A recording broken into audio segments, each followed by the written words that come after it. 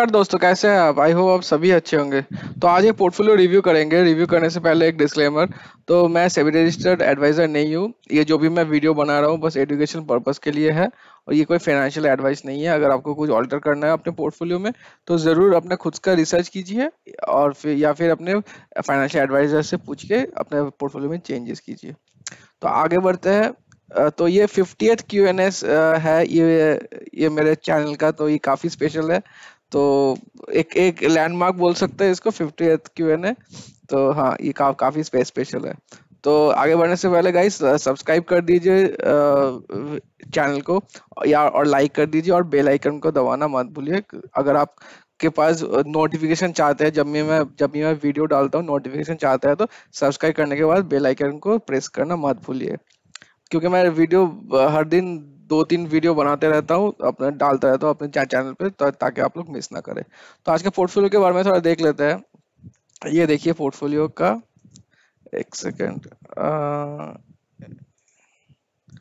हाँ, ये देखिए पोर्टफोलियो में कौन कौन से फंड्स है।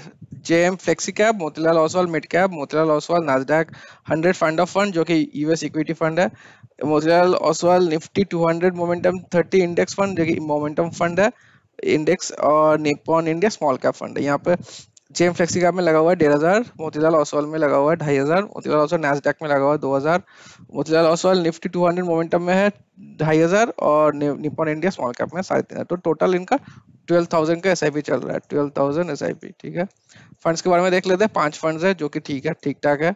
12,000 के एसआईपी में 4 से 5 फंड होना जरूरी है, उसके ऊपर होगा तो एक्सेसिव हो जाएगा। तो ये 5 फंड्स अभी तो ठीक दिखा रहा है। आगे चलते कैपिटलाइजेशन का बात करते हैं। जायंट में है 31%, लार्ज कैप में 26%, यहाँ पर 57% हो गया। ठीक है, 57% थोड़ा ज्यादा होता है। बात करेंगे मिड कैप का है 29%, और स्मॉल कैप का है 13%। स्मॉल और टाइन नॉट क्लासिफाई, मतलब टाइनी बोल सकते हैं इसको, माइक्रो। तो 13% 14% बोल सकता है स्मॉल कैप में। और इनका लार्ज कैप का एलोकेशन ज्यादा है, ग्रोथ स्टाइल का पोर्टफोलियो है।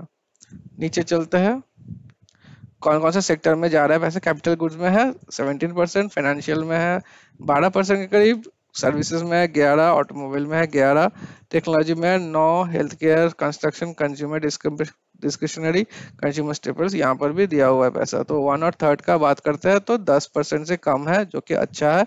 और जो हाईएस्ट एलोकेशन है ये भी 20 से कम है, जो कि ठीक ठाक है। 20 से ज्यादा होने से एक सेक्टर में ज्यादा एलोकेशन हो जाता है। नीचे चलते कौन कौन से कंपनीज में ज्यादा पैसा लगा हुआ है। जियो फाइनेंशियल में जायंट है, ट्यूब इन्वेस्टमेंट लार्ज कैप है, कल्याण मिड कैप है, persistent system large cap, giant giant giant large cap large cap large cap giant. तो देख सकते हैं मैक्सिमम पैसा लार्ज कैप में लगा हुआ है। ठीक है, लार्ज कैप प्लस जायंट, इसको लार्ज कैप ही कंसीडर करूंगा। तो लार्ज कैप में मैक्सिमम पैसे एलोकेशन दिया हुआ है। तो एलोकेशन अगर मैक्सिमम लार्ज कैप में होता है तो हम लोग का ग्रोथ का जो पोटेंशियल रहता है वो कम हो जाता है, ग्रोथ नहीं होता। ग्रोथ मेनली होता है मिड कैप और स्मॉल कैप कंपनीज में। लार्ज कैप रखते हैं हम लोग बस स्टेबिलिटी के लिए अपने पोर्टफोलियो में। तो यहाँ पर मैक्सिमम एलोकेशन लार्ज कैप में दिया हुआ है।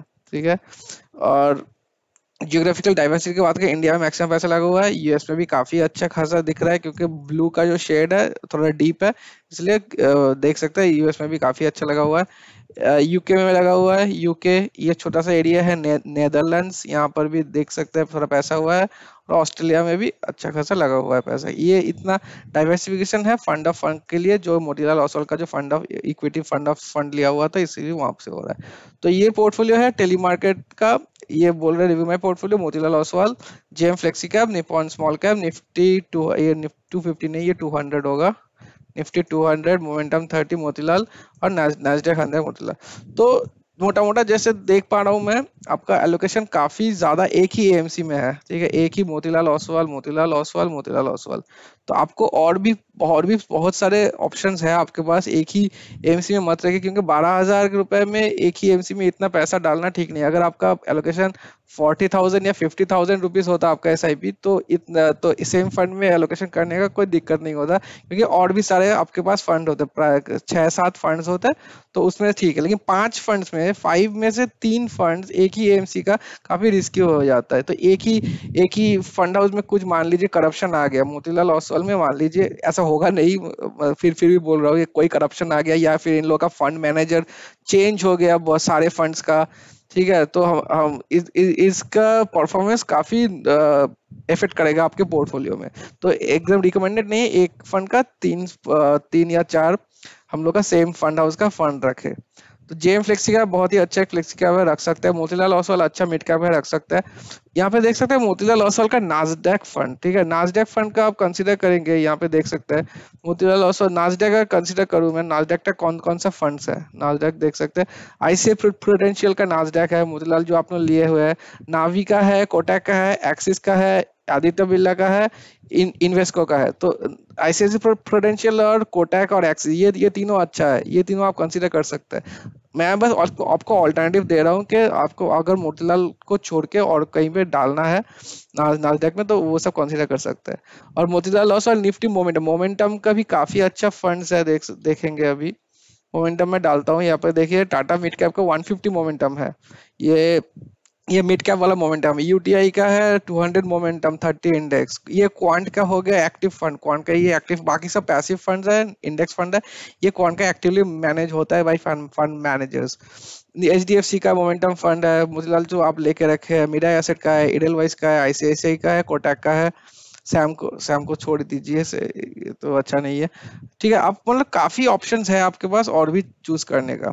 और क्यों, और एक बात बोल रहा था मैं, यहाँ पर देखिए आपका एलोकेशन, यहाँ पर देखिए 57% एलोकेशन हो गया आपका लार्ज कैप में, ठीक है। ये मेनली आ रहा है आपका, यहाँ पे फ्लेक्सी कैप लिए हुए है, यहाँ से लार्ज कैप आ रहा है, ठीक है।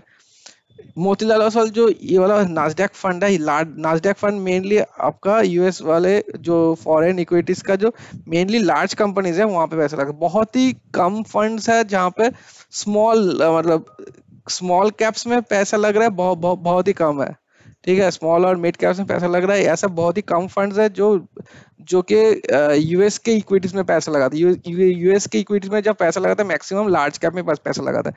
मान ली अल्फाबेट हो गया, ठीक है, अल्फाबेट, मेटा हो गया, ठीक है, अमेजोन हो गया, तो मेनली माइक्रोसॉफ्ट हो गया।